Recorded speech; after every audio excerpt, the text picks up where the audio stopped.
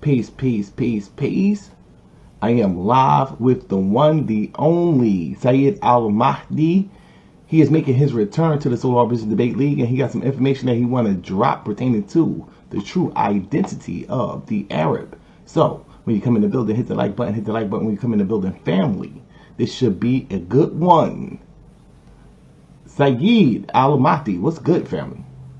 Yo, what it do, man? Peace and blessings to Solar Vision Debate League. Peace to the members of the Debate League. You know what I'm saying? I'm very honored to be back on the show and just to be able to share some information with the family. You know what I'm saying? Give thanks and praises to His Most Imperial Majesty, Jah Allah Tabaraka wa Ta'ala. Give the thanks. How you? Alright. So, just to let you guys know, we will be having a very powerful debate later on. It will be between Minister Howe and Domo. Should religion play a role in black politics? So that'll be 8 p.m. Eastern Standard Time. And we may be able to squeeze something in between there. We may. I got some information coming from Sheikah that she wanted to kind of present. So I'm going to just see what's up with that. So if that is going to be, it may be maybe around 6-ish.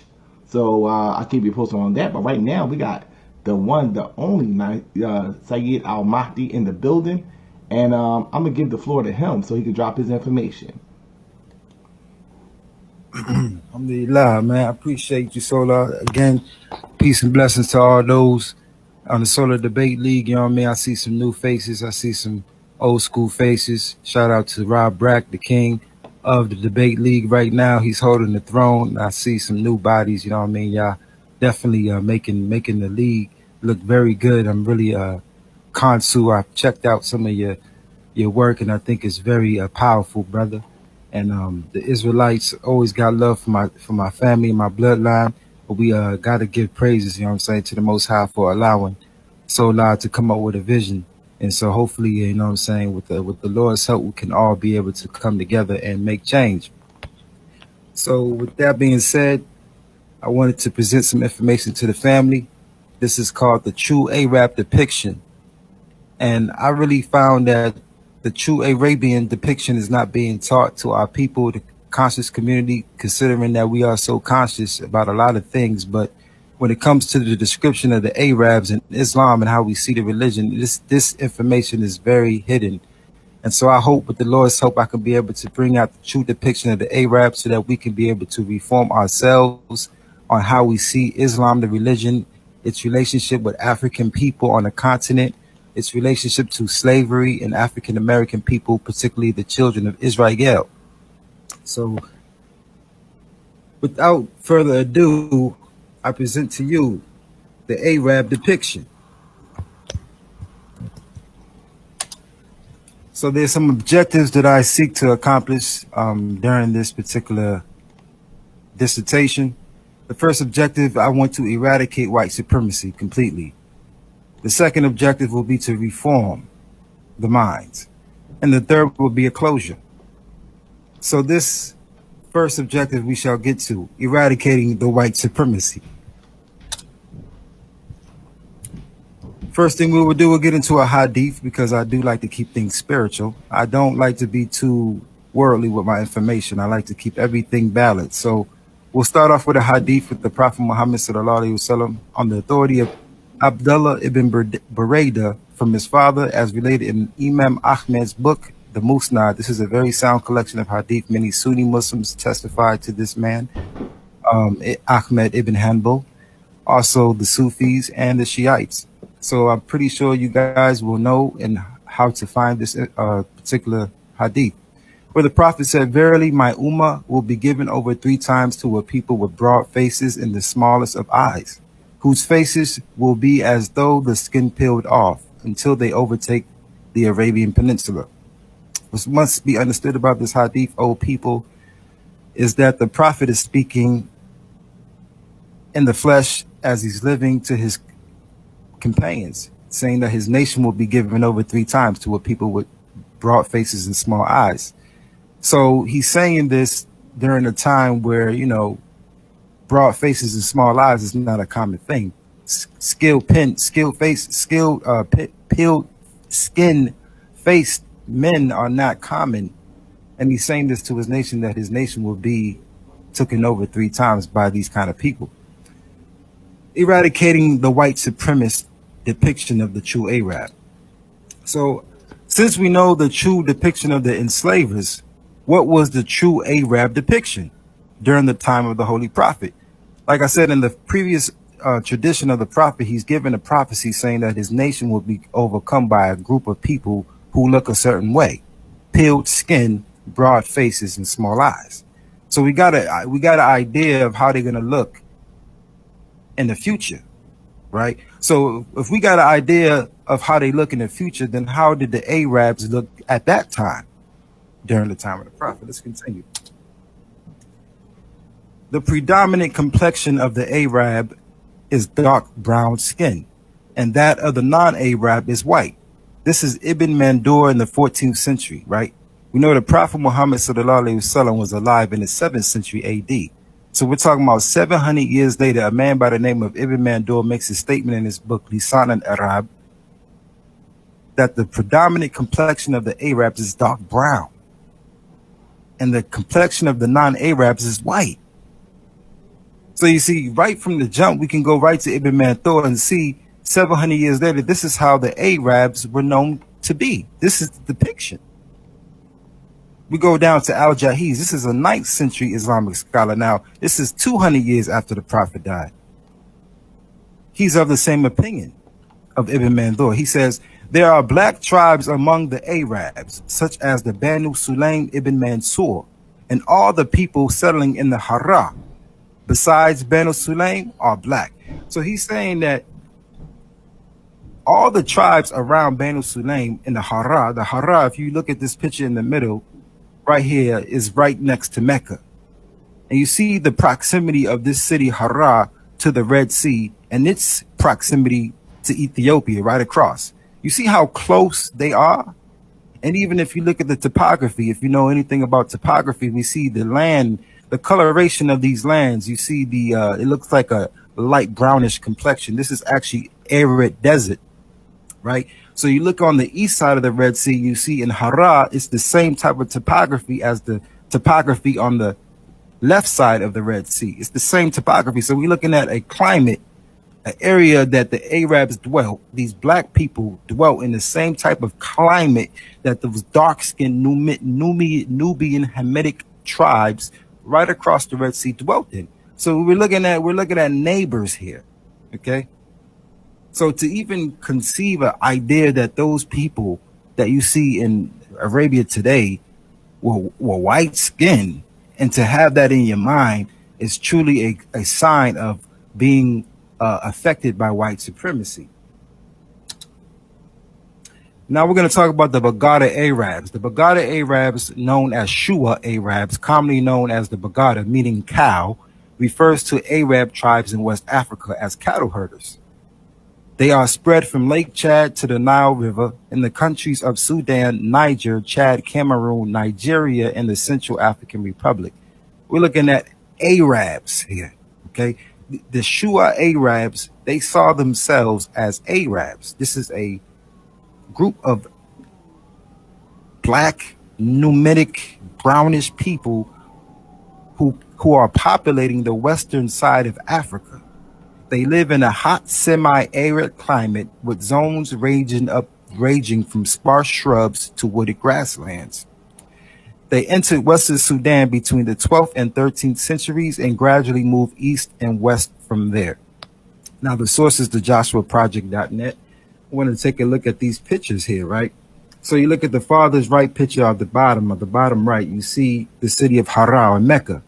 And you see its close proximity to the Red Sea, as well as Ethiopia to the left side of the Red Sea, the Red Seas. And then you look at the picture above, looking at the Sahara Desert.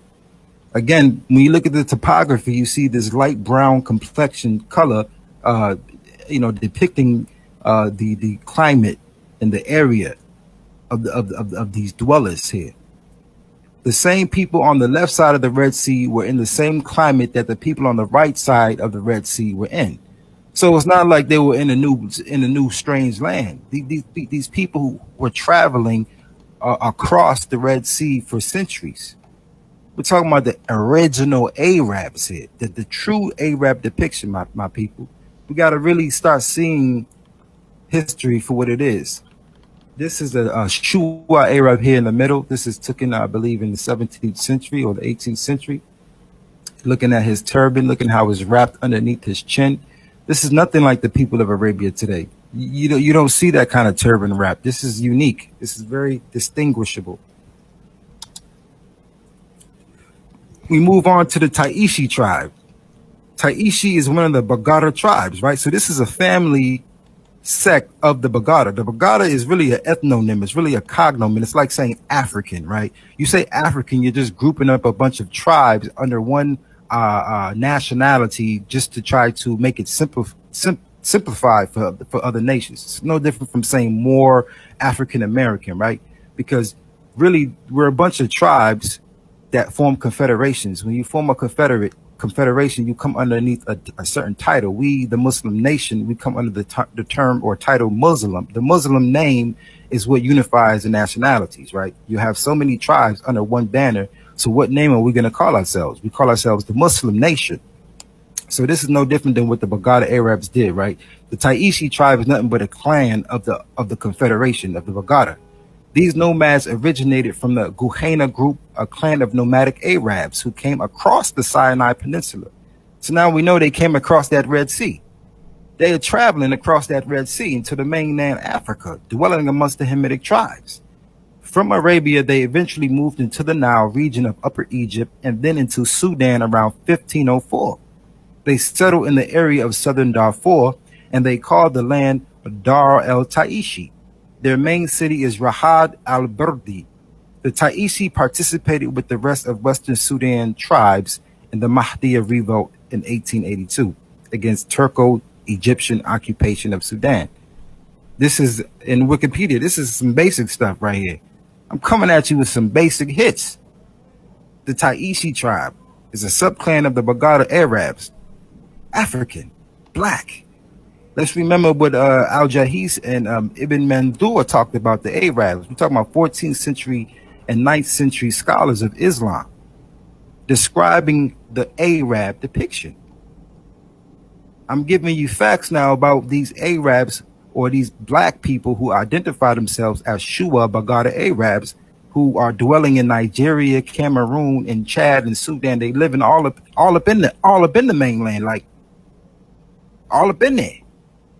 So we really got to understand when we talk about Islam and we talk about Arab and the slave trade and things like that, like you can't forget this history. We can't. Eradicating white supremacy. Did you think the Hamitic black Africans couldn't distinguish pale skin from dark brown skin? Now, according to the sources that I cited, these black people, these dark brown Arabs crossed the Red Sea into what we know as Eastern Africa, the Horn of Africa, Ethiopia, and they started to spread out. Do you think that those Hamitic people didn't know what an Arab was between a white man? Perhaps you thought that the Arabs just started dwelling amongst those Hamitic tribes in the 13th century, 15th century. Perhaps you think that this is when they started coming into Africa. Perhaps this is what you really think. Let's continue. So I'm gonna give you guys some signs here, right? Some signs, some dates, some geography, and some personalities. So in order to give you the first sign, I'm gonna give you a verse from the Holy Quran, because the Quran is the guidance for all mankind. Surah Saba, verse number 34, the Lord says, "There indeed is a sign for Sheba, and their dwelling place 2 gardens, on the right hand and the left." So we can turn our attention to this picture right here in the middle, and this is the kingdom of Sheba, right? And you see, as the verse describes, 2 gardens on the right and then the left, because the throne of Sheba was Marib in Yemen, as what we know as Yemen today, Saudi Arabia or Arabia, the peninsula. And on the left side, you see the expansion of the kingdom in Ethiopia, modern ancient Kush, right? We're looking at a kingdom that sat in Arabia and extended over to Africa. The Sabians or Sabines are an ancient people of South Arabia. These are Arabs. They speak the Sabian language, one of the old South Arabian languages. They founded the kingdom of Saba, the biblical land of Sheba, and the oldest and most important of the South Arabian kingdoms. This is Wikipedia. I'm coming with the basics facts. It ain't too complicated. It's just like we just not trying to be open to the information because we've already been affected by white supremacy. But I'm here to eradicate it. Now, Kenneth Kitchen dates the kingdom between 1200 BC and 275 CE, with its capital at Marib. This is Yemen. On the other hand, Israel Finkelstein and Neil Asher Cyberman write that the Sabian kingdom began to flourish only from the 8th century BC onward, and that the story of Solomon and the Queen of Sheba is an anachronistic 7th century piece. See, for me, all I need is, when it comes to history, you need to be there and write it down in order to really get an accurate date. When it comes to history, you're only looking for a roundabout. So Kenneth says 1200 BCE, and Finkelstein and Neil say 8th century BCE. But what we need to just understand is that these time periods, if we was to consider both, we would know that this is about 1,000 to 2,000 years before Muhammad's birth. And we're talking about a kingdom that stretched from Arabia to Africa. These were Arabians who were ruling over Hamitic people, the kingdom of Sheba. This is the sign from God. See, God is trying to get y'all to see this relationship between the Hamitic people and the Shemitic people, how they've always been in contact with each other. They've always been in relationship with each other. They've always known each other. They know how each other looks.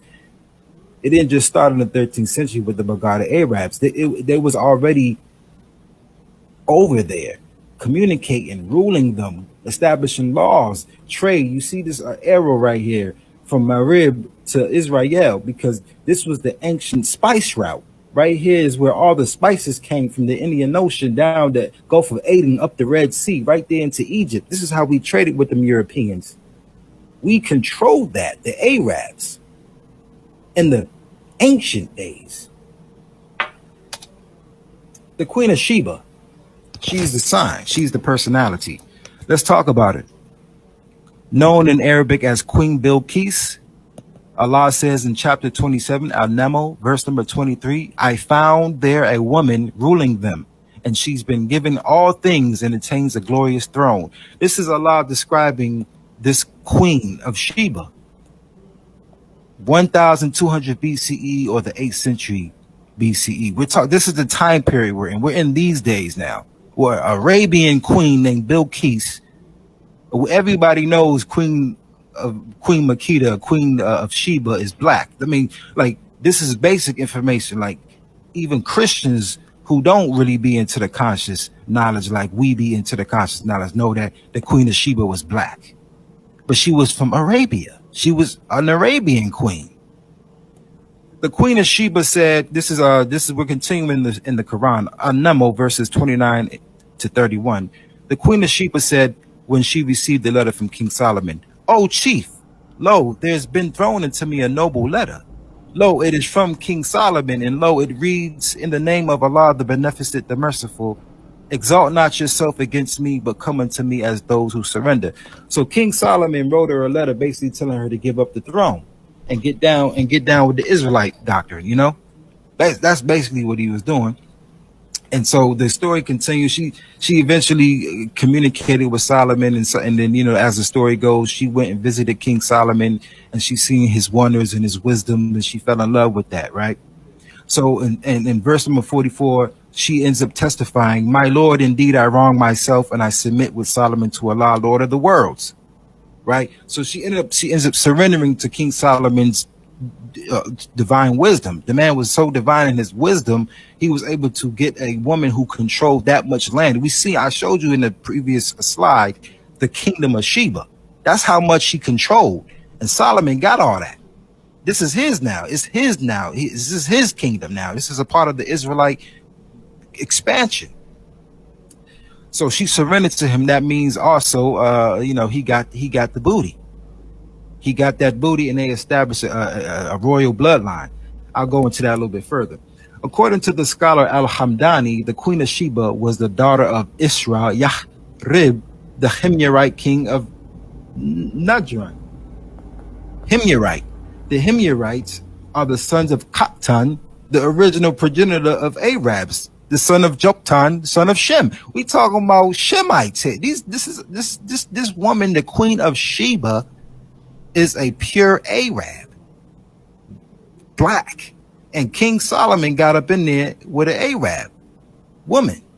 So when we talk about the true depiction of the Arabs, my family, my people, we got to know we talking about pure Negroid features, dark skin. We talking about the true blackity black, don't talk back type of color. And we got to really testify to the truth today. We're going to testify and we're going to bring you the truth as we do it here on the Solar Vision Debate League with the RGY movement. Here we go. Now we're going to talk about this royal bloodline. All right. Since the union of King Solomon and Makeda, the kingdom took on many names, but never forsook the aristocracy of their sovereign rule. So when King Solomon married Queen Makeda, they, of course, established a bloodline, right? Menelik I was the first emperor of Ethiopia and of Hebrew descent, ruling in the 10th century BC. He established the inaugural Solomonic dynasty. Now, what's unique about this is those two scholars that I had cited about the Queen of Sheba, when one said perhaps 1200 BCE and the other said 8th century BCE. But you see this King Menelik, who established the dynasty of Solomon in the 10th century, that fits right into the narrative, right there in the middle, because now the dates are somewhere in between 1200 BCE and 8th century, and Solomonic dynasties were established in the 10th century with Menelik. That makes sense. You see, the dates are harmonizing. They're very complementary towards each other. So this was known as the Aksum kingdom, the kingdom of Aksum, right? The Aksumite emperors were powerful sovereigns, styling themselves king of kings, king of Aksum, Himyar, Radon, Saba, Salhen, Sayamo, Beja, and of Kush. You know, you hear a lot of the Rastafarians when they say Jah, it's about, Haile Selassie, or they start saying King of Kings and Lord of Lords. These are titles that they used because these are the titles that came from Solomon. These are the type of traditions that were established with this king of Israel. King Menelik reigned 614. This is King Najashi, right? Look at this picture on the right. You see the kingdom of Aksum is almost like the same land or the same amount of space that the Queen of Sheba sat on. But I'm just showing you how the name. Once Solomon married Queen of Sheba, the name took on the kingdom took on a different name. You know what I mean?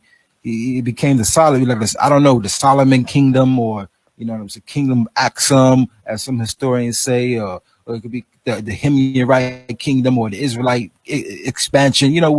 We know that the name took on different names. And so by the time Muhammad came on the scene, there was a king by the name Al-Najashi. In 614 to 631, known in some Muslim sources, was a king of the kingdom of Aksum. But this is the same king who comes from the lineage of Menelik. Menelik is the son of Solomon and Sheba. So we're looking at the royal bloodline being established from the BC time all the way up to the time of Muhammad. This is why Muhammad sent the followers to Ethiopia, because he knows about the Solomonic dynasty. He knew that king in Ethiopia was of the royal bloodline. He knew that. And that's why he sent his followers over there to get that protection, and sure they get that. They sure did get that protection too. All right. It's been suggested that it was either he or more probably his father who gave shelter to the Muslim immigrants around 615 to 616 AD at Aksum. So we're talking about an Arabian queen who married an Israelite king and established a kingdom that lasted for over 1,000 years, all the way up to the time of Muhammad. Give thanks and praises to his imperial majesty. When we're talking about the true depiction of the Arabs, there is Haile Selassie, blood of Israel with the blood of an Arab. That's what you're looking at when you're looking at that picture of Haley. Hiya. Now we're going to go into some Arabian semantics. Okay, we're going to get into the language now, because you see a lot of people who bang on Islam and talk about how, you know, the Arabs are white and slavery and how they got this kind of like disgusting type of, you know, condemnation against Islam. They always try to recite hadiths regarding Muhammad's complexion. So they'll say a hadith like this, right? On the authority of Anas ibn Malik in Sahih al-Bukhari, volume 1, book 3, hadith 63, they'll come up with a hadith like, while we were sitting with the prophet in the mosque, a man came riding on a camel. He made his camel kneel down in the mosque, tied its foreleg, and then said, who amongst you is Muhammad? At that time, the prophet was sitting amongst us, his companions, leaning on his arm. We replied, this white man reaching on his arm. Now, you see, a lot of people who don't study Arabic language and then they don't understand nothing about Arabian semantics, they'll say, see, he's a white man. That's the proof that he's a white man, because it says it right there in the Arabic. It says it right there in the translation. He's a white man. But don't understand anything about the semantics of Arabian speech. So this word white, abyad, we're going to go into it right now. It is often mistakenly believed that the term abyad was used for people commonly called white today in the West. But in reality, white or abyad in the Arabic color paradigm was and is commonly used for people of black color who exuberated a shining or bright skin complexion. Okay, so this terminology, abyad, white, was commonly used for black people. And it was only used for the type of black people with that illuminating skin, that Nubian skin, that you know, that type of skin you stand in the sun and there's like a bright light glowing on your face. You ever seen somebody so dark? You can see him right there in Mississippi, somewhere in South Carolina. I tell you, somewhere in Virginia. I say he's somebody in Virginia, probably in Maryland. I pray he probably in Philadelphia. Somebody so dark that when he stands in the sun, his skin is glowing. Michael Jordan dark, you know? See Michael Jordan when he's sweating on the basketball court. You see the light hit his black face, little bald black head. You see how that thing glow? That's abyad. That's when we talking about abyad, y'all. That's what Muhammad was. Okay, so I took the definition from an Arabic dictionary. Here it is on the right. It means blank, empty, unmarked, or like a blemish, like blemish free, clear, crystal, bright, brilliant, clear, luminous, shining, shiny, shine, dazzling, whitish. Okay, but from the Arabian semantics in the Arabian paradigm, it was used to describe the illuminance of a black man's face. So I put this picture of zinc in the middle because zinc is going to give you a great depiction of what abyad is. You see how this zinc is black, but then it got this like crystal glow? That's like a black Nubian face when it's being hit by the sun. That's abyad. So when y'all read the hadiths and they say Muhammad was white, you got to understand the Arabian semantics, my people. You got to understand how they spoke back then. It's like when brothers say, damn, she fat. But you say that to somebody who just came over here from Ethiopia or China and they say fat. But she ain't even, but the woman who he's saying that about in front of the Chinese man is not fat, F-A-T. She's pretty hot and tempting according to the Ebonics and the semantics of African-American Ebonics slang, because that's how we talk amongst each other, amongst our tribesmen. This is how the Arabs were. They had their own slang, their own semantics, and we got to understand the culture if we want to really understand Islam and Arabian history, the true Arabian depiction. Let's continue. The term white in the original Arab context expressed luminosity or brightness of tone. Ibn Mandur, in his book Lisan al-Arab on page 22, he said, the Arabs don't say a man is white, Rajul Abyad, due to a white complexion. Rather, whiteness Abyad with them means an extended appearance that is free of blemish. This is the definition on the right. Blank, empty, unmarked. This is exactly what Ibn Mandur said. It represents an external appearance that is free of blemish, no acne. You ain't got no spots on your face. You just like your face is glowing. This is a beautiful black. This is like a crystal glow black. This is a polishing black, like as if the brother put baby oil on his face. This is a beautiful black, y'all. You see, if you just look at the definition without a type of understanding of the semantics of the Arabian language, then you're going to say white. It's like a white man, because it says white. So we always got to understand the semantics of people's language if we want to understand the language of the people. You see, this is true Arabian depiction, oh people. So now we're moving to the second objective, the Reformation period. Why isn't this information presented in Islamic mainstreams?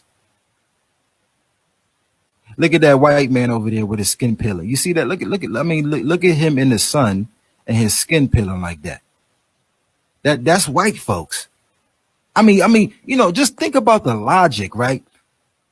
In Persia, in India, in Pakistan, and Iraq, those people, you see them people how Persian, you see how Indians look. They dark.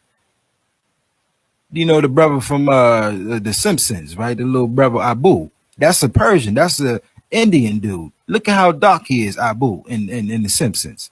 So we talking about from the land of Iraq, skip over Arabia, and we go to the land of Sudan. These are dark people like Abiyad. And then you just going to skip over Arabia and really conclude that those are the real Arabs that you see today in Saudi Arabia. Like logic should tell you right there, like that's impossible. How the hell did the white folks stay in Arabia that many years and look like, like that? Like when they get in the sun, look, that's what happened to them. That's what happens to them when they get in the sun. How you expect them to live in some desert and not be looking like that? See, logic alone should tell you that the Arabs is black, but I don't know. It's like white supremacy. So we're going to talk about the Fatima Caliphate. Okay. Why is the information I just showed you in eradicating white supremacy not mainstream? I'm telling you why right now. The Fatima Caliphate was an Ismaili Shiite caliphate that spanned a large area of North Africa, from the Red Sea in the east to the Atlantic Ocean in the west. The dynasty of Arabian origin ruled across the Mediterranean coast of Africa and ultimately made Egypt the center of the caliphate. At its height, the caliphate included, in addition to Egypt, varying areas of Maghreb, Sudan, Sicily, the Levant, and Hijaz. So we're looking at an Islamic kingdom that was basically the headquarters was in Egypt. All right. And it stretched from the Red Sea. They had controlled the Hijaz, meaning they controlled Mecca. They got Levant, they got Palestine, and they got the Maghreb. They all the way in Morocco. The Fatimids claimed descent from Fatima, the daughter of the Prophet Muhammad. These are pure Arabs. These are the Fatima kings. Were all descendants of Fatima, the daughter of the Prophet Muhammad. And we know the Prophet Muhammad was Abiyad. He was a black man. Okay. The Fatima state took shape among the Kutuma Berbers located in the west of North Africa, Algeria. In 909, conquering Raqqada, the Aghlabid capital. In 921, the Fatimas established the Tunisian city of Mahdiya as their new capital. In 948, they shifted their capital to Al-Mansuria, near Cairo in Tunisia. In 969, they conquered Egypt and established Cairo as the capital of the caliphate. Egypt became the political, cultural, and religious center of the empire that developed a new indigenous Arabic culture. We're talking about 200 years after the Prophet. The Prophet Muhammad died right in the 8th century, or we could say the late 6th, 7th century. And in 909, you got the Fatimas, the descendants of the Prophet Muhammad, in Egypt with a kingdom, an Islamic kingdom. All right. Now we know the Moors conquered Spain in 700 AD. So before the Fatimas, you had the Umayyads. Umayyads was already They was already in North Africa. They was already there. They was already in Egypt. They already passed by there. You see, there's a whole nother segment that could be discussed with regards to the secularism in Islam and how there was extreme war between the Muslims sects. So the Umayyads had came in 700 AD and already had conquered North Africa, and they was already in Spain by 711. You see, but the Fatimas was right behind them in Egypt. And I wanted to make sure that I emphasized the Fatima Caliphate because of its closeness to the Prophet's bloodline, the Abiyah black man. Okay. During the late 11th and 12th centuries, the Fatima Caliphate declined rapidly, and in 1171, Salahuddin invaded its territory. He founded the Ayyubid dynasty. Now, a lot of mainstream Muslims know about Salahuddin because they say he's the great conqueror of Jerusalem when it was under occupation of the Romans. He liberated the Holy Land. That's Salahuddin the Great, the warrior of Islam. But the true depiction of the Arab is being swept under the rug when they talk about Salahuddin, because Salahuddin is not an Arab. He is a Turkish Khazarian white man. So he came and he destroyed the Fatima dynasty, the descendants of Muhammad, the black Arabs. He came and destroyed them in the 12th century AD. So we're looking at a rule of black Arabs, just like it was during the time of Queen of Sheba, right? Because I know some of y'all may be like, oh, you see the Arabs is conquering all the Hamites and beating up on the Africans and killing the Africans and enslaving them. But I mean, like, let's check this out. The Queen of Sheba, it was going down too. I mean, the Africans have been fighting each other for generations after generations. This is a big old family war over the resources, over who's going to be in charge of the political, the cultural, and the social order. This has always been something that mankind been bickering about. Right now in the ghetto, you see brothers fighting over street corners and where they're going to sell and move their product. But these are the people of the same bloodline. So we can't sit here and act like, there's no political interest when you're trying to move a certain way in society and certain people don't agree with those ways. Like it could be your family. Sometimes you gotta, stick to the objectives. So what I'm trying to get y'all to see is Arabs are black, and yes, they was in Africa interacting with the Hamitic tribes. Some of them they formed confederations with, and some of them they did not. But this is natural. This is no different than the Native Americans and before the white man came.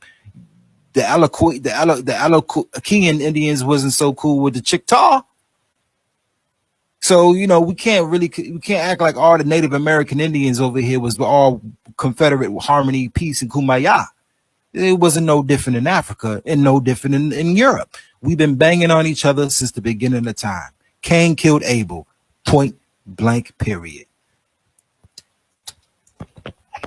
The Ayyubid Caliphate.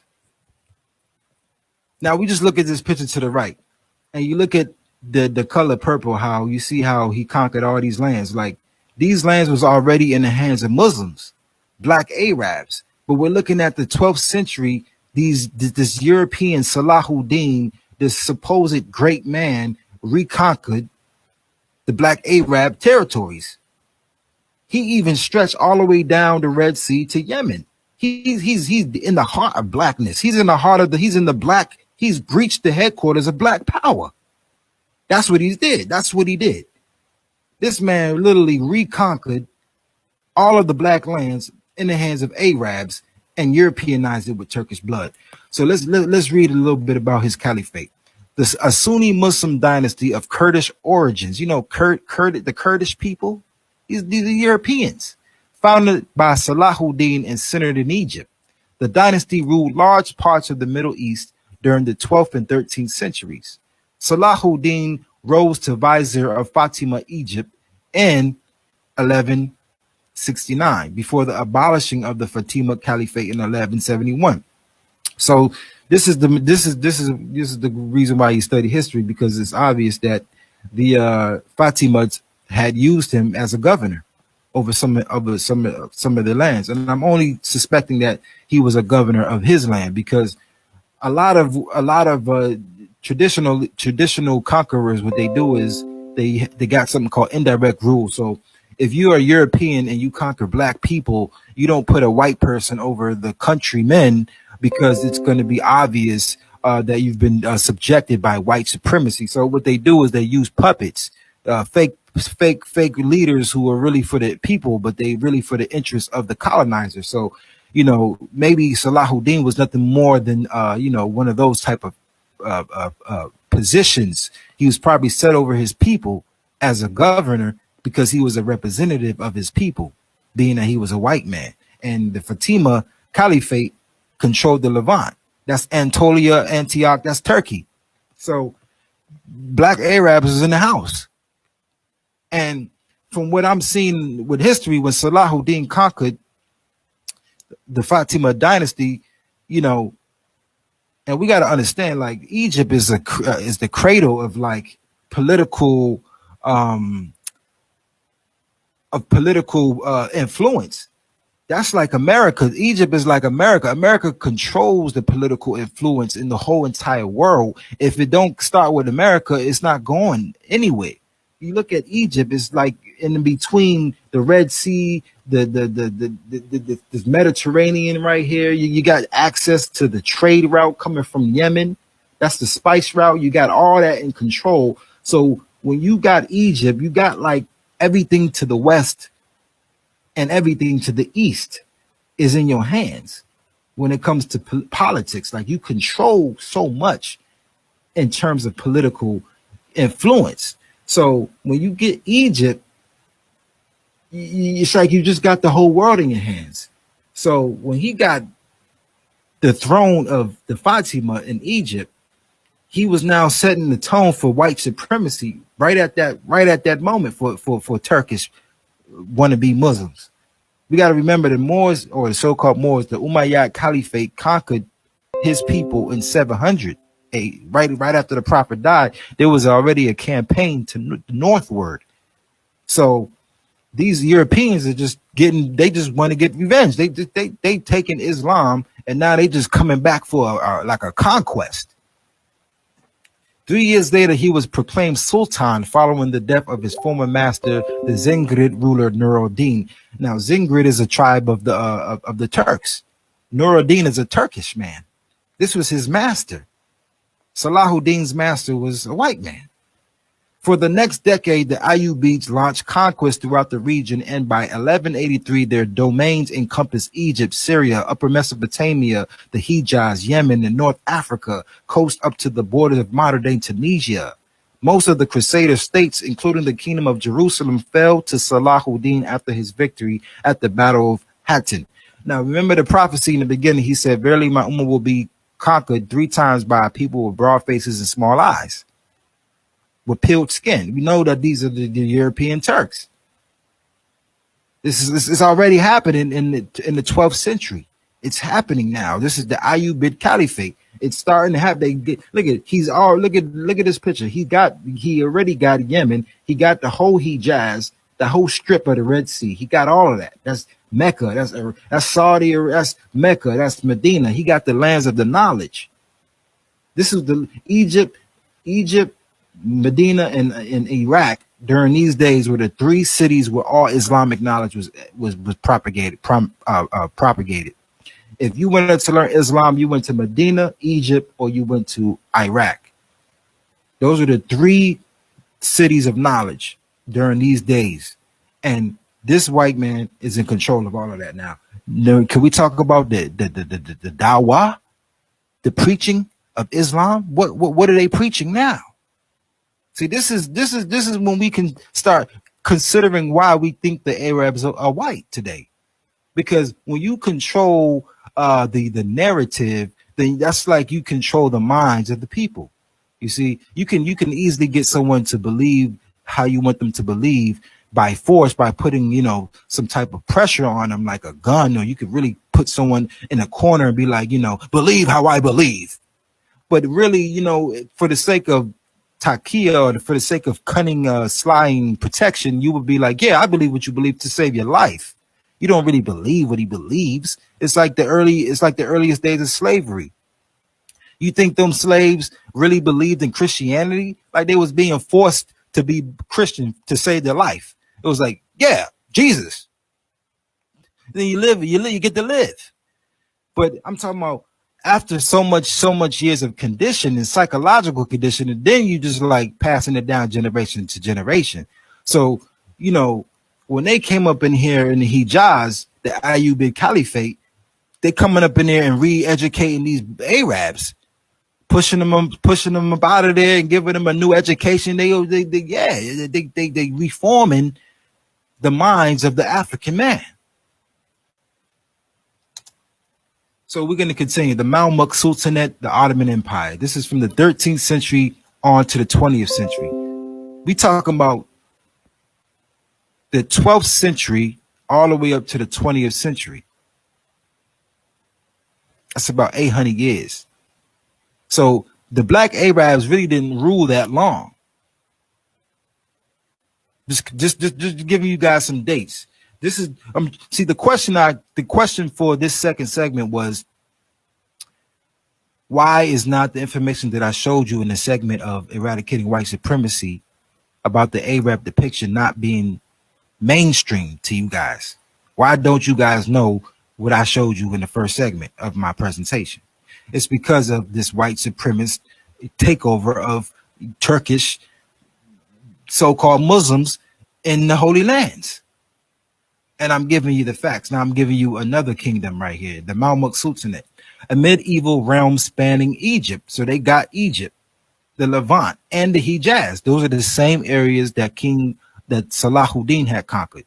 It lasted from the overthrow of the Ayyubid dynasty. So they came right after the Ayyubid dynasty until the Ottoman conquest of Egypt in 1517. Contemporary Muslim historians refer to the same divisions as the Turkic and Circassian periods in order to stress the change in the ethnic origins of the majority of Mamluks. We're talking about a European whitening of Islam at this particular period. This is a whitewashing of Islamic education. The Sultanate's ruling class was composed of Mamluks, soldiers of predominantly Kurmanchaps, Crimeans, Circassians, Abkhazian, Abgurk Turks, and Georgian slave origin. Translation is the white man. It's the white man, the European. Okay. We talking about the ruling class was a whole bunch of Europeans, the kings, the governors, the judges, the scholars of Islam, you name it. They basically took Islam and reconquered all the lands that the black Arabs were in control of. They just basically, that's what they did. And it started in the 12th century with Salahuddin. So now most of the Mamluks in the Ayyubid service were ethnic Kipchak Turks from Central Asia who, upon entering service, were converted to Sunni Islam and taught Arabic. So there goes your proof right there. These Mamluks were soldiers during the time of Salahuddin, and he taught them Islam. They learned Islam. They learned Arabic and all. These are Europeans who are now speaking Arabic, and they learning the culture and the religion, and then they just basically took the religion and just took over. Now they are the ruling class. Look at this picture. It is white Arabian fake Arab giving a chain to Donald Trump. Is that the true depiction of the Arabians? Hell no. The Mamluk Sultanate Ottoman Empire. We're going to continue to move forward. Now we're in the Ottoman days. We're in the Ottoman period now. The Ottoman Sultan Selim I captured Cairo in January 20th, 1516. See, Cairo is I'm telling you, Egypt is the place. Everyone was going for Egypt as their way to, solidify themselves. If you want to be somebody, you got to have Egypt. Everybody was conquering Egypt. All right. So on January 25th, the Mamluk Sultanate collapsed. Although not in the same form as under the Sultanate, the Ottoman Empire retained the Mamluks as an Egyptian ruling class, and the Mamluks and the Burji family succeeded in regaining much of their influence, but remained vassals of the Ottomans. So the Ottomans come over and basically take over the areas that the Mamluks was in control of, that was previously in the hands of Salahuddin and the Ayyubid dynasty, and they kept the Mamluks as a ruling class. They were vassals, meaning they were soldiers. They were just second in command, but they were still holding that high ranking position. They all are part of the same bloodline. Although the Mamluk Sultanate was ended by the Ottoman conquest, the Mamluks, as a self-perpetuating, largely Turkish-speaking warrior class, continued to influence politics under Ottoman rule. Between 1688 and 1755, Mamluk Beys, you see that word Bey? Hey! Allied with Bedouin and factions within the Ottoman garrison, deposed no fewer than 34 governors. The Mamluk influence remained a force in Egyptian politics until the abrupt end at the hands of Muhammad Ali in 1811. So these Mamluks even though they were conquered, their kingdom was conquered by the Ottomans, they were still working with the Ottomans in high social class positions. All right, and you see this picture on the right where this fez comes from, these damn white man, this Turkish white man. So when you see these Moors wearing the fez talking about I'm sovereign, they ain't sovereign. They nothing but vassals, nothing but some damn yesamasters for the Ottoman hierarchy. Putting on the fez doesn't make you sovereign, it just makes you look like a slave. So I'm showing you now this European takeover. The prophet said that they would take over the Arabian Peninsula, these peeled skin, broad face and small. Look at this white man, broad face. Look at him, look at his cheeks, look at his cheeks, and look at his eyes. Eyes is not too wide, not too big, and his face is like strongward, upward, very broad, and he got peeled skin. That's because he ain't got no melanin. See, the prophecies of Islam they are truthful.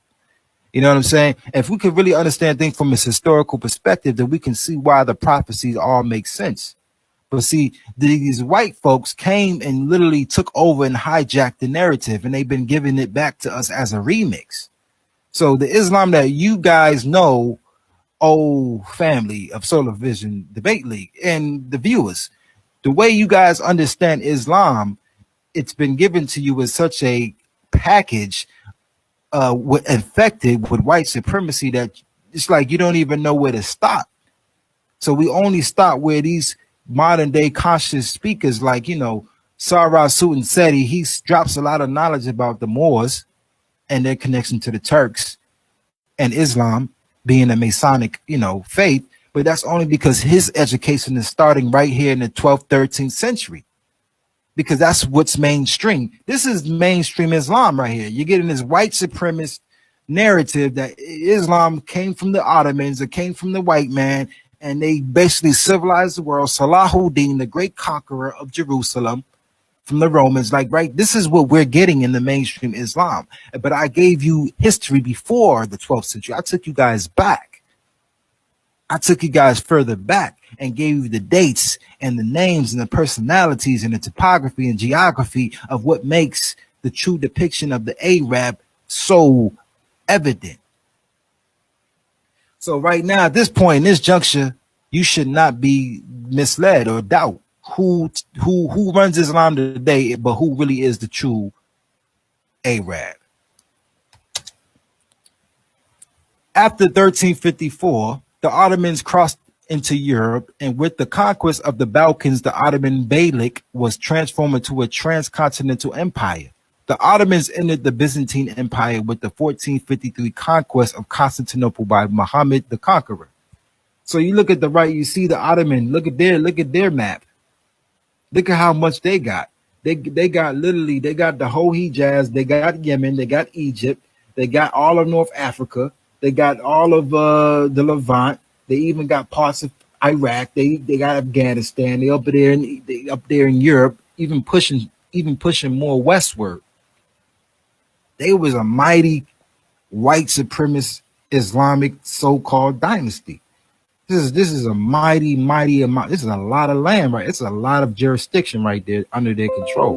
And we talking about in a time where all history, all power was in this region. You know, even though the Native Americans is probably somewhere over there in America, you know, shooting there, they was at no level of civilization and power as these powers of this time. The greatest powers of this time was known to be Axum, the Ethiopians down there, or the descendants of Solomon and Sheba. It was Persia to the right and Roman to the left. When Islam came on the scene, it became a force to be reckoned with. We started to change history. The Muslims, we the ones who changed history within the last 1,000 years. Because before that, it was Rome, it was Egypt, it was Ethiopia, and it was Persia. Everybody else didn't matter. Everybody else really didn't matter in the known world. But when Islam came on the scene, this is we was taking. Look at this. Look at all that color. Not even Kemet was able to take that much land.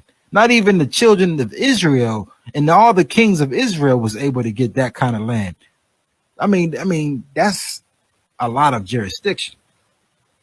As the Seljuk Sultanate of Rome declined in the 13th century, Anatolia was divided into a patchwork of independent Turkish principles known as the Anatolian Beyliks. You see that word "bey"? I mean, it's all Turkish origin.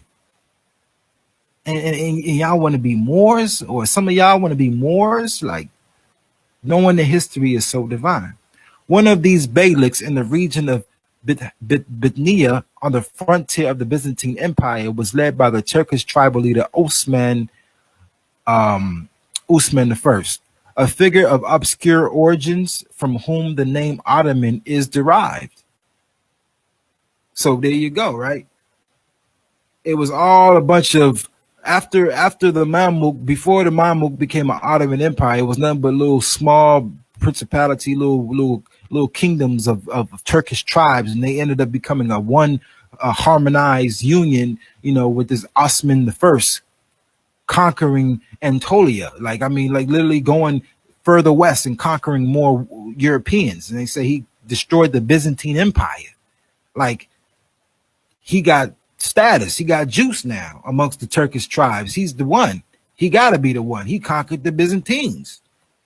During the 16th and the 17th centuries, at the height of its power under the reign of Suleiman the Magnificent, the Ottoman Empire was a multinational, multilingual empire controlling most of Southeast Europe, parts of Central Europe, Western Asia, parts of Eastern Europe, and the Caucasus, North Africa, and the Horn of Africa. I mean, look at all that. Look at all that power they got. At the beginning of the 17th century, the empire contained 32 provinces and numerous vassal states. Some of these were later absorbed into the Ottoman Empire, while others were granted various types of autonomy during the course of centuries. Now, right here on the right, you can see this these color codes, and you see that light green color looking like a highlighter. The light is the brightest of the green over there in Mecca. You see, it was a vassal in an autonomous community. So the Ottomans, they controlled that area, but they put a puppet in power, you know what I'm saying, to keep it, you know, so the people won't think that they're really, being colonized. And you got a whole bunch of African continents, right, countries right now on the continent. They're being ruled by African leaders, but these African leaders are indirectly being ruled by their colonizers. It's no different than what the Ottomans did right there in Arabia. They just got a little puppet, put him up there, gave him some semi-autonomy, but you still under the lord of the white man. You still under us. So the education, the Islamic dissertation, whatever the propagation that was of the time, if it wasn't what the white man approved, it wasn't Islam. So we got to understand the whitewashing. That's why y'all didn't know the information from the segment of eradicating white supremacy, of the true depiction of the Arab. Because you see, this European been so diligently working for 800 years. They took over the power in the 12th century, and they've been at it ever since. They conquered Arabia. I mean, look at it. The prophet said they would conquer the peninsula. They did it. This is the prophecy. This is history in the making. Like, the prophet speaks the truth. Alhamdulillah. So now we're going to talk about the bloodline of the Sads, because maybe I still think those people in Arabia are Arabs. Those white folks, those pale skin looking, broad face. Look at this broad face and small eyed Muhammad ibn Abdullah. Muhammad ibn Saad. Like y'all, if y'all still think that those are the Arabs after everything I presented thus far, then perhaps this will change your mind. Muhammad ibn Saad was a shrewd tribal lord of the neighboring Diyara, Najd, who cared more about power, money, and women, as was the case with most of the feudal lords in medieval times. All this information, I got it on an underground website called beforeitsnews.com. Y'all could check out this website. They drop a lot of information about a lot of history that is not mainstream. Beforeitsnews.com. You heard it from the RGY Under Solar Vision Debate League. Check it out. He gave protection to Ibn Abdul Wahhab on the instruction of the British agents and quickly envisioned the possibilities of forming a state in the Arabian Peninsula based on Wahhabism, the new religious theory preached by Ibn Abdul Wahhab. Now, this Ibn Abdul Wahhab that the Muhammad ibn Saad made basically a protection pact, like an oath, a bayat. He's the one who wrote all the Salafi books that Philadelphia Muslims are high on, strung on, doing the Harlem Shake on for. When you go down to 52nd and Market and you see all the Muslim bookstores, it's because of Ibn Abdul Wahhab's teachings. These are the Wahhabis, Salafis. This is where it comes from, right here. Okay. Now, what's critical is these words. He gave protection to Ibn Abdul Wahhab on the instruction of the British agents. That means this was a Sambo for the white man. He was a white man himself, but he's an agent for the British. And he made a pact with Ibn Abdul Wahhab to teach Wahhabism, aka Salafism, the Islam that's in Philly. That's the Islam that's in DC and Baltimore and LA. That's the Islam that came over here, the Saudi version. All right. He's an agent. Between 1744 to 1927, Sauds fought wars with all Muslim rulers of the Arabian Peninsula and were finally successful in wiping out Islam and Muslims from the Arabian Peninsula in 1927. The man was fighting against the indigenous Muslims. Remember I showed you the slides about those Baghdad Arabs that was making migration to the west, to Chad and Niger and the Sudan and all that in the 15th century. Remember all them empires I told you? Remember the Europeans started coming into the Islamic fold and taking over the regions that were previously populated by black Arabs in the 12th century. And those Baggara Arabs were making migrations in the 15th century. So that means that by the time you in the 17th century with this white man, Muhammad Saad, most of the indigenous Arabs are gone. They out of there. Most of the indigenous Arabs of Arabia are out of there. They've been removed. The whole it's like this. They repopulated the place. They displaced them. The prophet said that the white man, or he said the peeled skin. He said my ummah will be taken over 3 times by people with broad faces and small eyes, and the skin will be peeled until they take over the whole peninsula. So that means that the original Arabs will be displaced because they ain't got no power.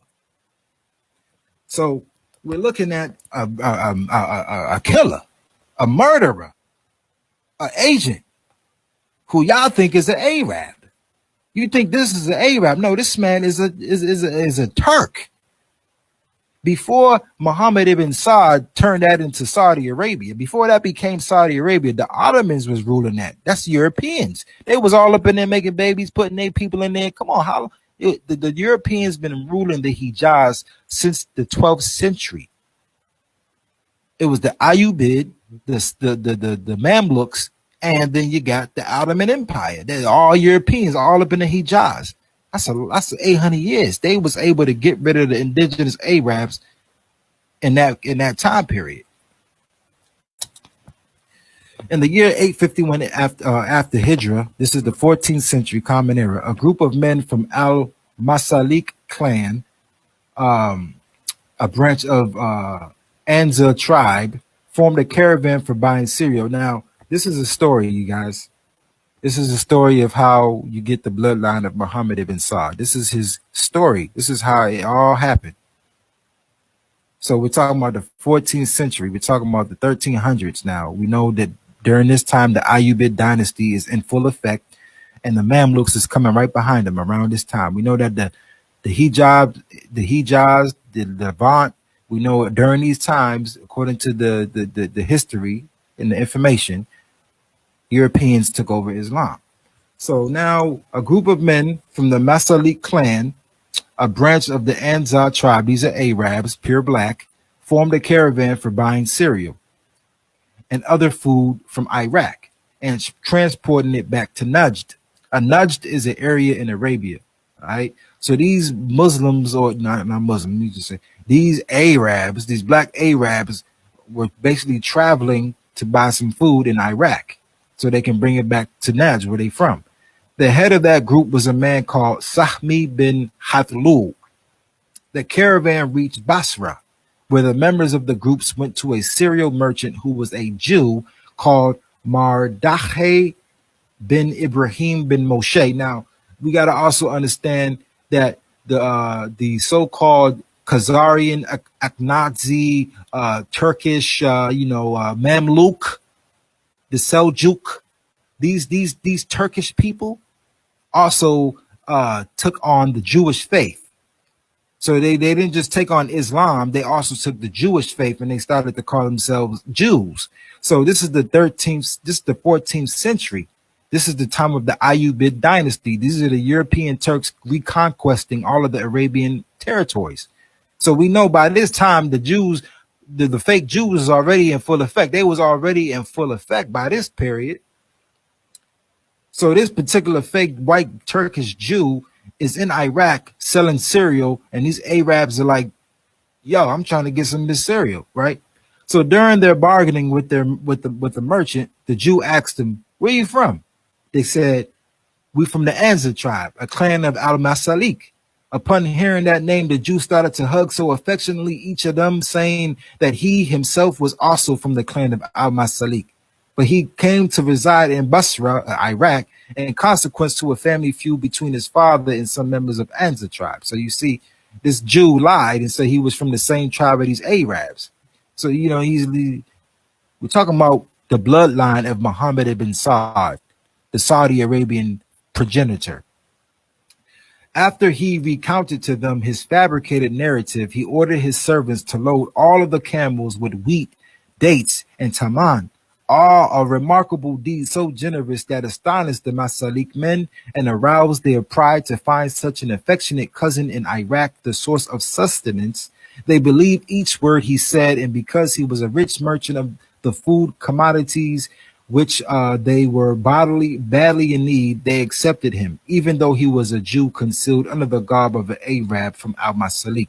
Again, I got all of this information from beforeitsnews.com. This is a great website for giving you history, information about what's happening in the modern times. This is the first time you're hearing it, Before It News, on the Solar Vision DebateLeague.com. Okay, this is where I'm getting the story from.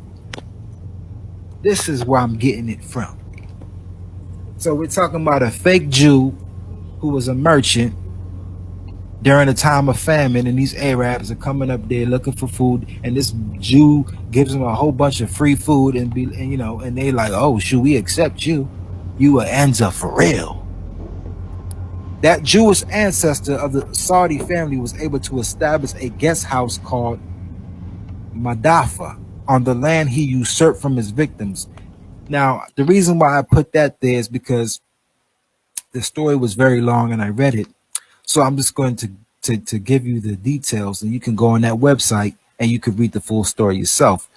When he ended up furnishing those Arabs with all that food, they allowed him to come to their land. And then he started to propagate a message that was anti-Islamic. It wasn't Islam at all, because he had his own agenda. He wanted to promote this anti-Masonic, Dajjalic Messiah from the bloodline of, the Israelites. They believe in some divine Messiah who's going to come back, and he's going to be from the Jews, right? So he wanted to preach that, and he was trying to incorporate it with Islam, and it wasn't the same narrative that was mainstream at that time. So he was going against a famous sheikh by the name of Salman Abdullah al-Tamimi, and he ended up going against him, and a lot of the people supported the local sheikh, and he ended up making he like got out. He ran out of the Najd. He ran out of Najd and ended up settling in a land called Diyara, where he ended up getting protection from this farmer, and he ended up killing the farmer and taking the guest house. So now I read it again.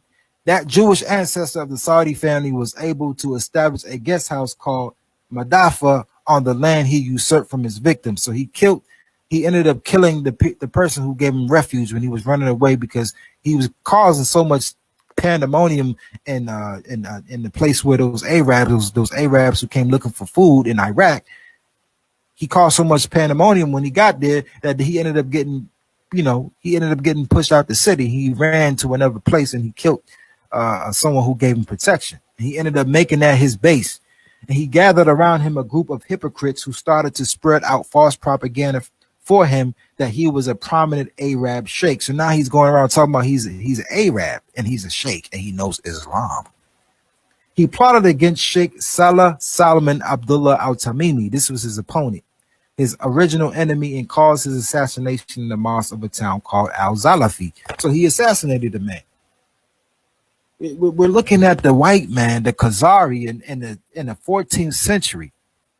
This is the 1300s. He's up in Arabia, literally doing some secret service type, ninja type scholarship, coming up in there, impregnating the indigenous Arabs, trying to give them a new philosophy of, trying to talk about he an Arab sheikh. After that, he felt satisfied and safe to make Al-Diyara his permanent home. There he practiced polygamy of a wide scale, and indeed he begot a lot of children who he gave pure Arab names. This is the bloodline of Muhammad ibn Saud. He came from a Khazarian, Ashkenazi, Algirk Turk, but he hid under the Arabic lineage because he bought some hungry Arabs who came to Iraq looking for some food. He bought them. That's what he did. He gave him free food, and he used his merchant, his power, his wealth, because these modern day Rothschild bankers, they all come from the same Jewish tribe, Turkish bloodlines. They were rich. They were very rich, and he used his money to buy these Arabs. And this is how Muhammad ibn Saud got up in Arabia with his little fake narrative. So now, remember when I talked about Abdul ibn Wahhab? He was the scholar that Muhammad ibn Saud made a pact with under the British guidance, right? So the prophet made a prophecy. A person with eyes protruding, with a long beard and head clean shaven, named Zul Hawasara, who was from the tribe of Banu Tamim, came to the prophet and declared, "O Muhammad, fear Allah." Now here's somebody telling Muhammad, the prophet of Islam, to fear Allah, like as if he don't fear Allah the most. You can't even be a prophet of God if you don't fear Allah the most. So the prophet said, if I disobey Allah, who else will obey him?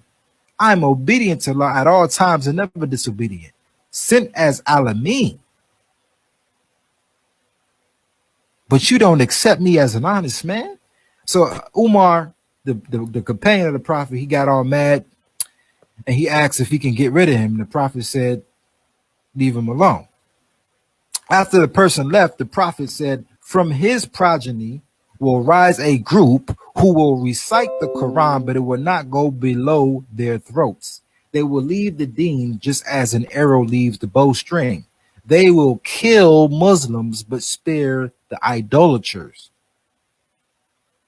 Okay, if I ever confronted these people, I would slaughter them just as the people of Ad were destroyed. All right, there go your references. Miscot, page 535. The prophet is making a prophecy about some future people from the Banu Tamim who will rise. He said they will rise. There will rise a group. So this rising is of authority, right? Because he says they will recite the Quran, but it will not go below the throats. So when you recite the Quran and you're of a rising position, that means you are probably a scholar, you're probably an authority, a governor, you're somebody important. All right.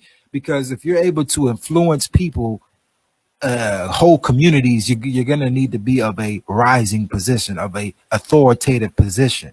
So he said they will kill Muslims, but spare the idolaters. This is exactly what Muhammad ibn Sa'd did, slaughtering all the indigenous Arabs and giving them that Wahhabist Salafi Philadelphia doctrine that you see all these Negroes in America bumping their head and rocking to. This is the doctrine. This is the doctrine that Muhammad ibn Sa'd went on a slaughtering campaign to do, and the Prophet prophesied it. He said there will be a man from this bloodline, the Banu Tamim. He will recite the Quran, or it will be a group. He will recite the Quran, but it will not go below their throats. Hypocrite Muslims under an Islamic appearance going to basically rise up, and they're going to be killing Muslims. Sounds so much like the Wahhabis, sounds so much like ISIS, it sounds so much like them. I mean, it just sounds like them. Their whole doctrine. All right. This is another hadith. Okay. From Abdullah ibn Umar, that the Prophet once prayed for Syria and Yemen. It is narrated that there were some people of Najd also present in the gathering, and they requested the Prophet to make a supplication for Najd as well. The Prophet continued saying, "O Allah, shower blessings on Syria and Yemen." The people of Najd again requested the Prophet to pray for Najd. The Prophet said, "It is a place of tremor and tribulations, and the horn of Shaitan will rise from there." So here the Prophet is praying for Yemen and Syria. Consequently, if you look today on the news, Yemen and Syria are the most bombed places in the world, the most devastating humanitarian crisis of the world. 10 million people in Yemen right now got no clean water, no food, dying of cholera disease. We're talking about 3 million dead. You're talking about in Syria. You see Syria, what it look like, a big old gravel pit, bombs everywhere. Syria and Yemen are the two places that Prophet prayed for. And Allah is always with the poor, as you heard in the song. Allah is with the poor. Allah is with the oppressed. The most oppressed people today in the world, of course, is the so-called black man in America. I agree. I believe that. But second to that will be Yemen and Syria, no doubt about it. Yemen and Syria are the most devastating places to live right now. And the people were saying, pray for Najd. And he said, that's where the horns of Shaitan will rise. Historically, the horn of Shaitan, or the horn, was used to assemble men for war, right? You hear the you hear that horn, and that was to assemble the men for war. So a horn is it's a symbolic for a call, a message. So he's basically saying that's where the doctrine of Shaitan will come. The call of Shaitan will come from Najd. That's where his horns will rise. And war and slaughtering and murder definitely came from Najd. This Abdul ibn Wahhab, we're talking about Abdul ibn Wahhab. That's him on the right. That's him right there on the right. Born in 1703, died in 1792. He was a religious leader and theologian from Najd. The Prophet said the horns of Shaitan will come from Najd. Here is your scholar. Here is your theologian. Here is your sellout. Here is your master, Philadelphia. Here is your king of kings, your sellout, murderous, treacherous, Sambo, Uncle Tom of a scholar, Abdul ibn Wahhab. This is the founder of the movement now called Wahhabism. The Prophet said the horns of Shaitan will come from Najd. This man is the one who started the movement in the very land the Prophet prayed for. And consequently, ISIS is in Yemen. They're all up in Syria, bombing it up. And it's all in the name of Takfiri Wahhabism, Salafism. So you're looking at, this is the reason why most of you guys see Islam the way you see Islam. This is what you're getting: Europeanism, white supremacy. You're not getting the true Islamic depiction of the Arab. No. We got to bring it to you, RGY and the Solar Vision Debate League. We're going to give it right to you. Just hold on to your seats and don't press that dial. How you walk. So despite his teachings being rejected and opposed by the many of the most notable Sunni Muslim scholars of the period, including his own father and brother, Ibn Abdul Wahhab chartered a religious political pact with Muhammad ibn Saud to help him establish the Emirate of Diyara, the first Saudi state. Again, here we go. He was rejected by most of the. I don't really get with the Sunni Muslims myself personally, but even the Sunni Muslims wasn't messing with him. That's how messed up his doctrine was. But that dude, Muhammad ibn Saud, remember, Muhammad ibn Saud is a descendant of a Jew, of a Khazarian Jew. He was an agent of Britain who made a pact with this lunatic, Abdul ibn Wahhab, and they established a political pact. It was politics. It was about money. It was about politics. It was about world. This is around World War I. Like, we talking about real live strategy of conquest. They're using religion for political means, and they got these little puppets playing the role of religious leader. Prophet said they will recite Quran, but it won't go past the throat. This is who you see during Ramadan making the reciting Quran. I don't ever get inspired. I don't know about you guys when you hear the Quran coming from Mecca. It's like I don't get affected by it. They reciting the Quran and I'm not touched by it. My soul don't feel nothing. It's because these are the Banu Tamimi. These are the bloodline of Abdul ibn Wahhab. The Al-Sheikh, Saudi Arabia's leading religious family. Saudi Arabia's leading religious family. We talking about, these are the people who control the Kaaba, who translate the Quran into English and give it to us in Philly and write the books. These are the ones who stamp the books. They confirm it. They verify it. They make sure they, observe what it is that you're reading. They control the doctrine. Right? They are the descendants of Ibn Abdul Wahhab and have historically led the ulama in the Saudi state, dominating the state's clerical institutions. So they even influencing the judgments, the government. Ibn Abdul Wahhab's family. This dude on the right here, the founder of the lunatic doctrine Wahhabism/Salafism. This is what they practicing in Philly. It's this man right here, the horns of Satan. The prophet said that his ummah will be taken over 3 times by people with broad faces and the smallest of eyes. We got to know who the true Arab depiction is, y'all. Now we in the last segment, closure. Let's get some closure now. Let's wind on down. Let's bring it back. Yeah, because Saeed Mahdi is going to give you the truth, the whole truth, and nothing but the truth. So help me God. As a result of Arabian rule and their fall since the 13th century, Khazarian Akhenazi Jews, along with their allies, colonized former Arabian lands, enslaved and relocated their people, reinstituted a new political and social educational order, and propagated it back to the modern world. This is what happened. This is the facts. The original Arabs were conquered and relocated and given a new political and social educational order from these white Akhenazi, Khazarian, Oghurk, Seljuk Mamluks. The Turks. The prophet prophesied them. It happened. This is what you're getting. These are the Arabs that you guys think are Arabs. True Arabian history been depicted under the guise of Arab culture, but is really white supremacy. True Islam is not mainstream and will not become so until the end of white supremacy. So you see, this narrative that I'm kicking to you guys will never be mainstream until white supremacy is defeated.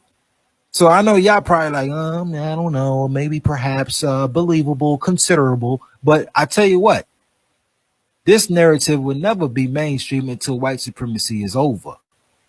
And I know my Israelite brothers know what I mean, because ISUPK and all them Israelite schools are fighting against a narrative against white supremacy. It's even the Khazarian Ashkenazi Jews that are trying to be Arabian that are trying to be Israelites. So even they got to fight the same fight that I'm fighting over here at the RGY to re-educate about the Arabian history. We got to fight the same fight that they fighting.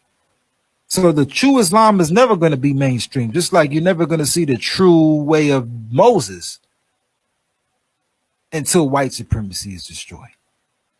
So how do we solve the problem? This is the closure period, y'all. This is the segment. We got to heal. We've already been reformed. I've eradicated white supremacy. I've destroyed it. The lie is gone. Let's get some closure. The only way we're going to be able to heal is if we do independent research, learn Arabic, and follow the teachings of Ahlul Bayt, the family of Muhammad. And so as I get ready to close, I'm going to share with you guys some hadith coming from the Ahlul Bayt. The Ahlul Bayt is the family of Muhammad. I follow, I stay firm. This is just the same way it was with King Solomon and Queen of Sheba, King Menelik, all the way to Haile Selassie. They kept it in the bloodline, and the knowledge that they teach and disseminate amongst their communities is always from the bloodline. This is the same way it is in Islam. It is a bloodline thing. The Ahlul Bayt are the bloodline of Muhammad, and we only follow their teachings, just like it was when King Solomon was inheriting the kingdom of King David. It is a bloodline thing. So Islam is the extension and the continuance of the great glorious history of the children of Abraham. And a so-called African American must know who he is, do some independent research, and know that his cousin Ishmael, who looked like him, is in the same condition, the same bondage as him, and a lot of the Arabs were conquered and brought here in the West. That's a whole other segment, but we're gonna continue. So we're going to do some hadiths where the Prophet said, "Verily, I'm leaving among you two weighty things, the book of Allah and my progeny, the members of my household, the Ahlul Bayt. If you hold fast to them, you shall never go astray. These two will never separate from each other until they meet me at the pond."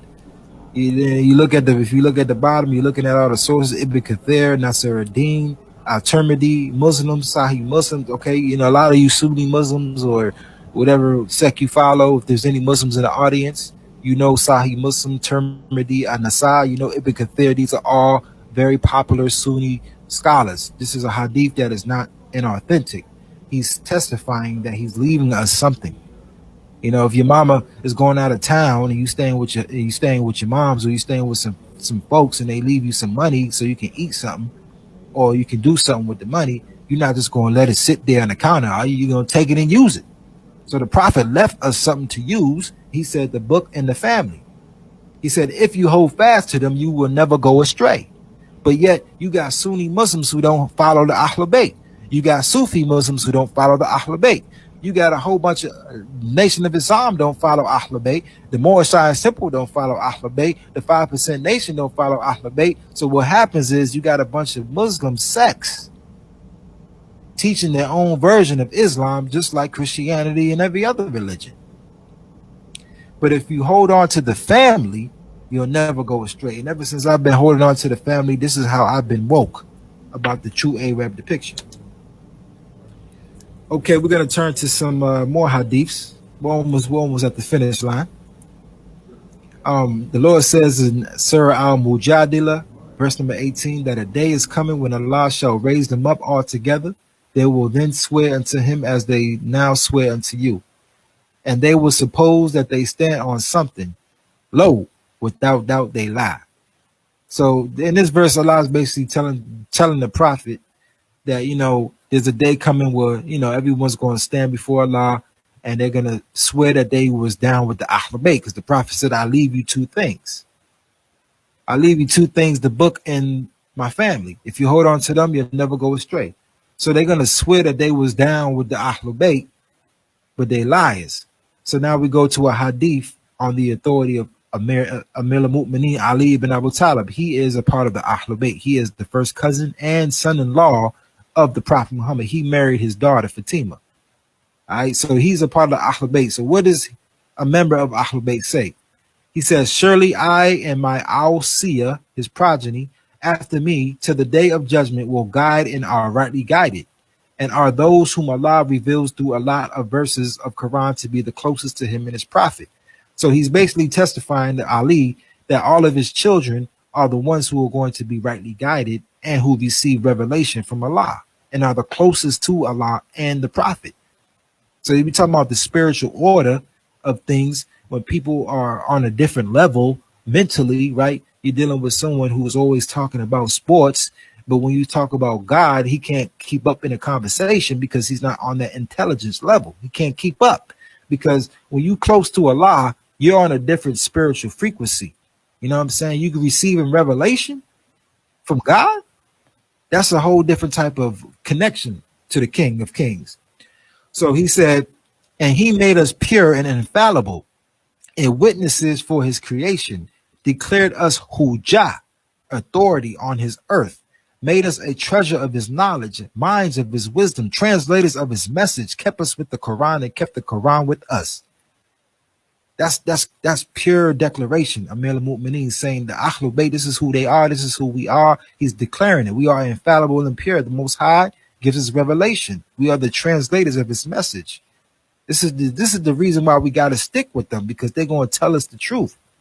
He says, we will never separate from it, and it will never separate from us until we reach the heavenly fountain of the Holy Prophet, sallallahu alaihi wasallam, who said, and this is the one sect out of the 73 that will be saved from hell, discord, misguidance, and doubts. And this surely is from the dwellers of heaven, and these are 70,000 who shall enter heaven without being questioned. So the prophet is testifying through the authority of Ali that there will be 73 sects. There will be 73 different branches of Islam being preached. Wahhabism, Salafism, Philadelphiaism, that stuff ism over there, ism is not one of the sects, ism going to the Jannah-ism. So we're going to have to really take the hadith serious if we really want to find guidance in Islam. The only guidance you're going to get, the Ahmadiyya community with Imam Bashir. I love the brother Bashir for his stance on black power and culture and his reformation of the self. Even my brother got to come over here to the RGY and hear about the Ahlul Bayt news. Okay, we're going to go to Sulaim ibn Qais Hilali, who was one of the companions of the Prophet, who asked Ali, "Oh, Amir al-Mu'mineen, I heard some commentary of Quran from Abu Dar, Salman, and Miqdad, and some Riyawa. They heard from the Holy Prophet. After that, I heard confirmation of these from you. I've seen a lot of things relating to commentary of Quran and lots of traditions from the Holy Prophet in people's hands, and they are different from what I heard from you. And your people think that they are invalid. Do you think these people intentionally lie about the Holy Prophet and comment on the Quran of their own understanding?" Ali turned towards me and said, "Oh, Sulaim, you asked, so understand the answer." He said, people receive in their hands valid and invalid truth and falsehood. Nasik. He says, Mansuk. He says, Mukam and Mustasabi. He says, Hift and Wahma. And during the time of the Holy Prophet, also people told lies and related to him until he, sallallahu alaihi wasallam, got up in front of them to address them, saying, "Oh people, there are a lot that relate lies against me. So any person who intentionally relates a lie about me should reserve a place in hell for himself." After his death, people lied and related the lie against him, the Holy Prophet, sallallahu alaihi wasallam. May Allah send blessings upon him and his family. So Ali in this hadith is basically giving some facts, some history lessons, reminding Sulaim about what Sulaim noticed. Sulaim ibn Qais was one of the companions of the Prophet. He saw the Prophet. Okay. But after the Prophet died, he was noticing that there were people relating hadith that were not what he heard from Ali. Remember, the Prophet said, whoever holds on to my family will not be misguided. So right after the Prophet died, there were people who did not hold on to Ahlul Bayt. As a matter of fact, Abu Bakr became the first king of Islam. So this is how you get that Sunni Shiite division, because a lot of people believe that Abu Bakr was the rightly guided caliph, whereas there's another group who don't. They follow Ali.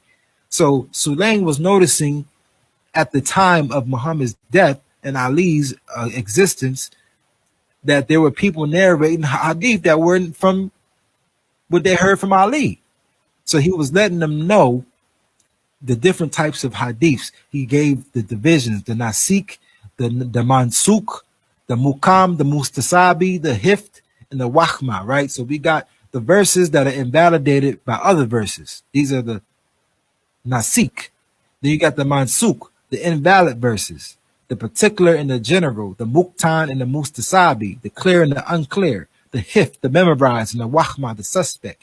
These are all things that got to be explained in a type of narrative and a breakdown so you can understand how the revelations is supposed to be deciphered. And only the Ahlul Bayt can explain it. But a lot of them scholars, so-called scholars, after the Prophet died, was explaining it and giving commentary on the Quran in their own understanding. So this is the reason why the Prophet, he reminded him of the time when there were liars of the time of the Prophet making false hadith about him while he was alive.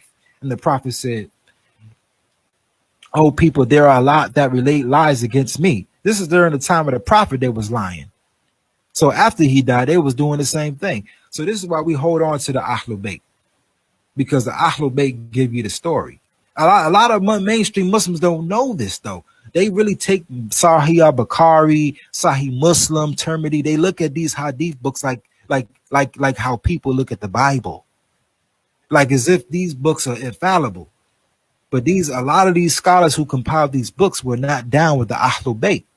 And that's a whole Islamic history that could be explained at another time. But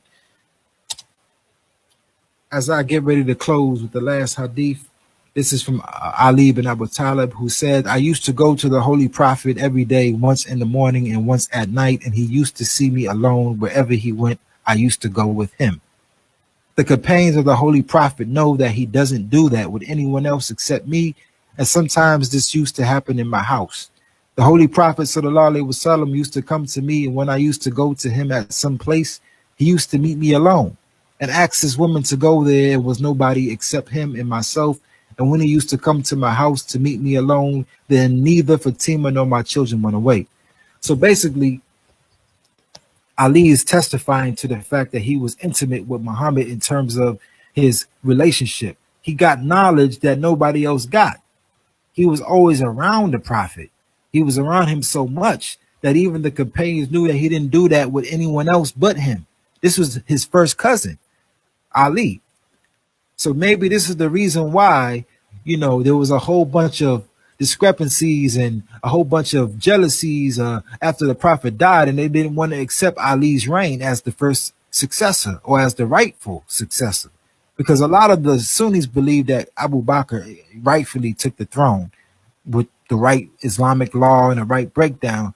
But a lot of Muslims amongst the Shiite believe that they denied Ali of his right. They rejected him, and they intentionally used political, plays, political strategy against him in order to usurp his right.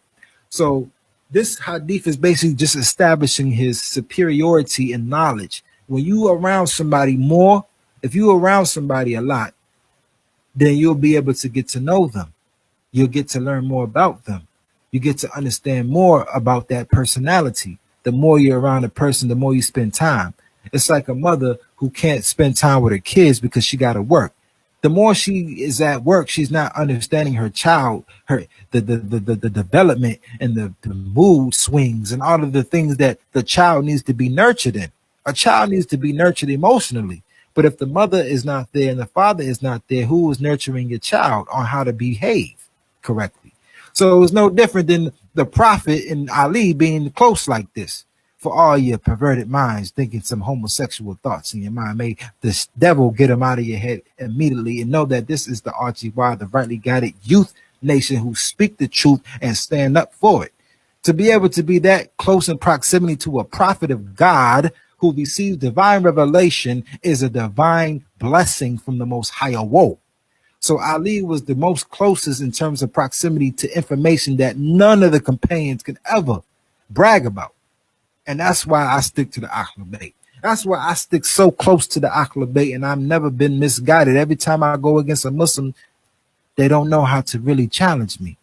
I know when I had gotten into that debate with the Moors, Orthodox Moor, we had it was a matter of semantics. It was a matter of understanding what the word hadith means. Hadith meaning speech. Yet the whole debate, we went back and forth trying to establish the semantics of the word. So we talking about being rightly guided to down to the language, down to the aleph, down to the ba and the ta, giving you the truth every day when I can, when I do it. Alhamdulillah.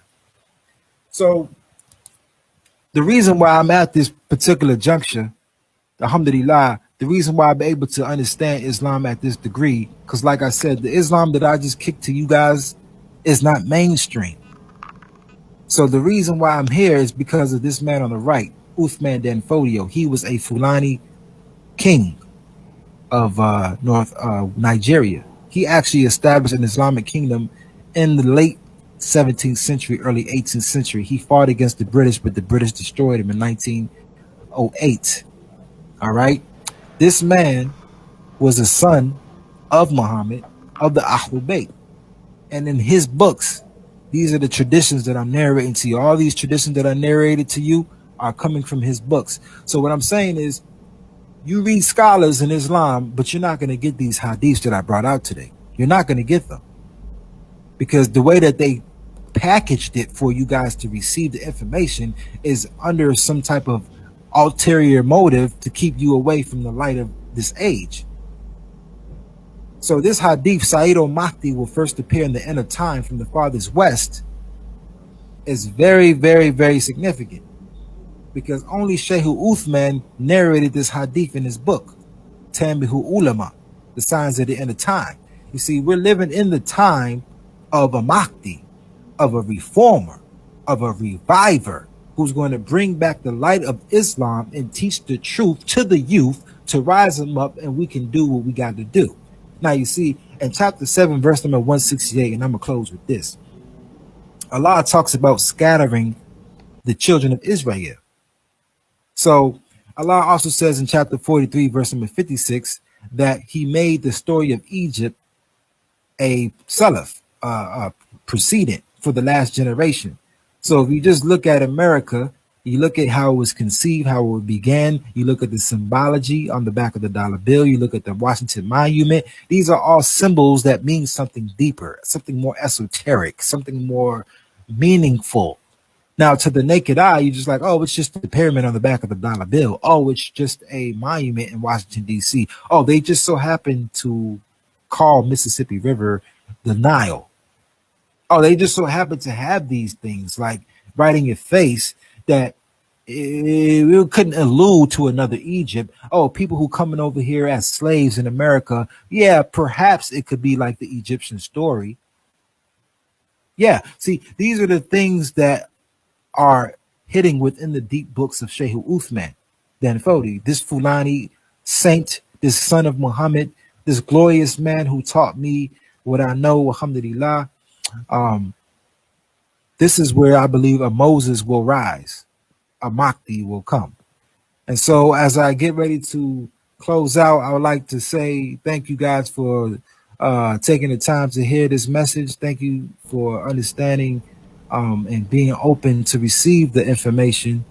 Thank you, Solar, for the opportunity to come back and to reconnect with the brothers on the Solar Division Debate League and to drop some Islam.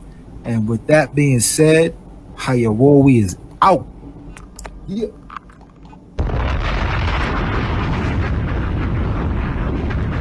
All right. Shout out to the brother for dropping that knowledge. Yeah, man.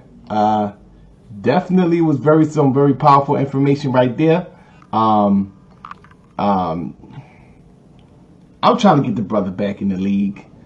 He comes and he dropped his information, and I guarantee you, if this was a debate topic, he most likely will have won that debate hands down.